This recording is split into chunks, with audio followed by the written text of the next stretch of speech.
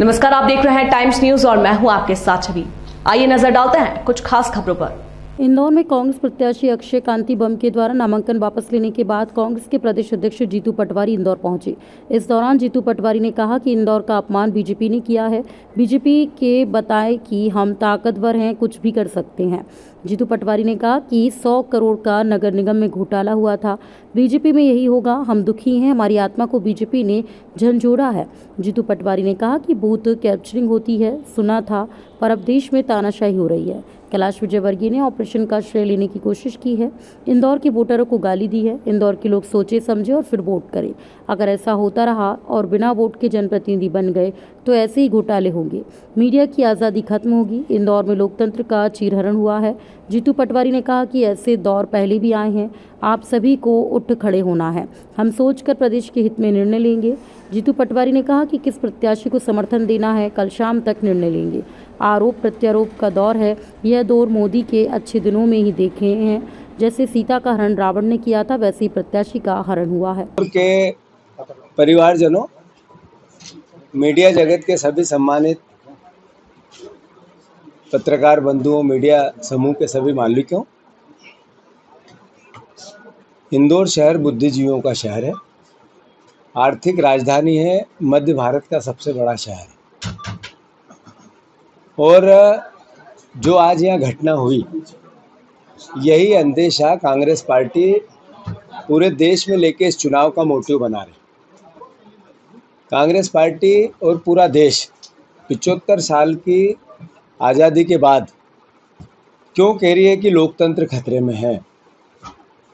क्यों सवाल उठ रहा है कि संविधान खतरे में है, आरक्षण खतरे में है, इंडिपेंडेंसी मीडिया की चाइना जैसी तो नहीं हो जाएगी भविष्य में? इस तरह के विचार क्यों आ रहे हैं? इंदौर शहर के परिवारजनों से मेरा अनुरोध है कि हमारा वो शहर है जो माँ अहिल्या की नगरी, जिसमें हमने सुना है किस्से और कहानियों में कि माँ अहिल्या ने न्याय के लिए अपने बच्चे को भी हाथियों के तले भेज दिया था।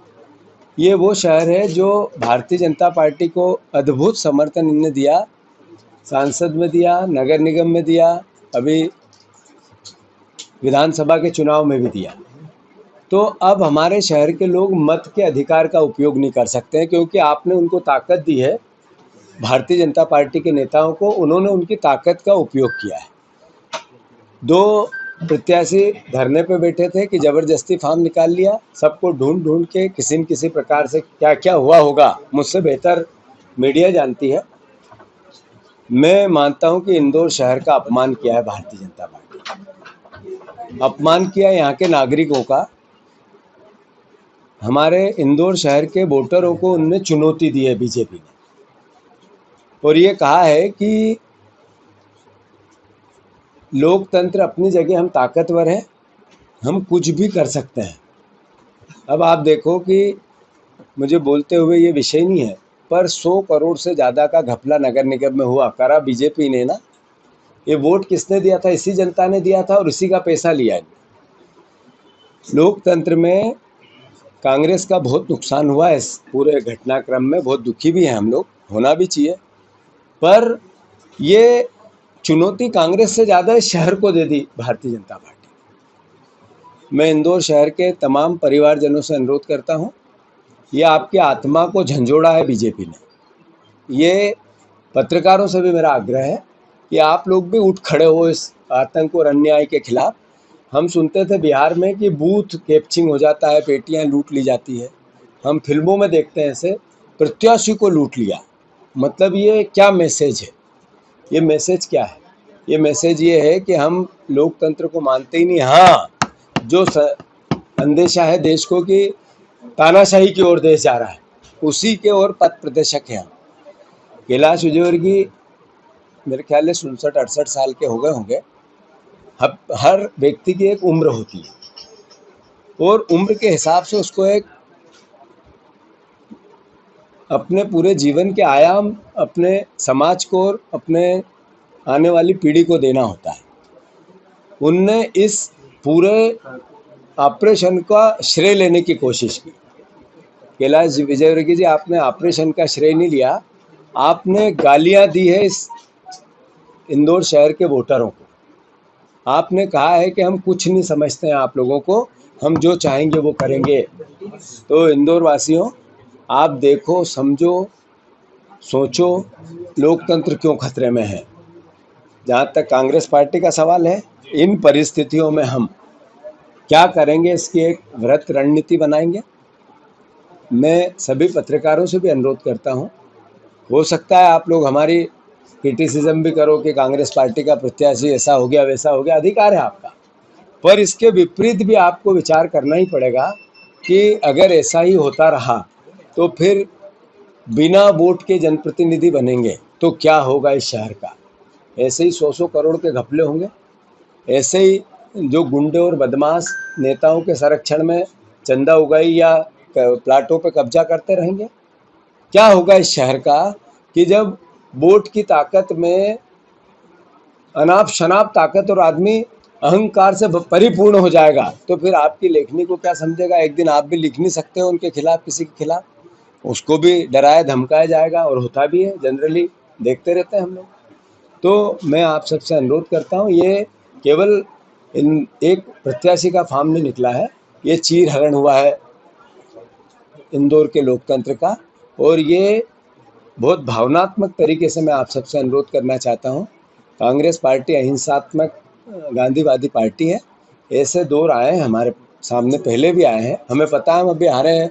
तो ऐसी स्थिति में परेशानियाँ ज़्यादा थी, लड़ाई भी बड़ी है और लड़ने की इच्छा शक्ति भी है। ऐसा भी नहीं है कि कोई किसी प्रकार का कोई खौफ है, पर यह जरूर है कि इंदौर शहर के नागरिकों से और खासकर बुद्धिजीवियों से और आप सबसे मैं सोचता हूँ ऐसे में आप सबको विचार करके निर्णय लेना पड़ेगा। आपके लिए कि अब ऐसे कैंडिडेटों का चयन हो जो जाके आगे बदले ना। बिल्कुल सही है। मैं जैसा आपसे अनुरोध कर रहा हूँ कि ये फिनोमा देश ने पहले 10 साल में मोदी के नए भारत में देखा है, न्यू इंडिया में देखा है, अच्छे दिन में देखा है। इससे पहले ऐसा नहीं होता था। ज़्यादा से ज़्यादा बूथ कैप्चरिंग होती थी, बूथ पे झगड़े होते थे। अभी इन्होंने पूरे प्रत्याशी का हरण किया है, जैसे सीता का हरण रावण ने किया था। ये वैसी ही परिस्थिति है। आप इसको गंभीरता से नहीं लोगे, इसलिए कि आज आपको महसूस नहीं हो रहा है। जिस दिन महसूस होगा उस दिन आपको लगेगा कि ये कितना बड़ा कांड ये देश की संस्कृति, सभ्यता, लोकतंत्र, मर्यादा के लिए भारतीय जनता पार्टी और खासकर नरेंद्र मोदी के राज में होने लगा है।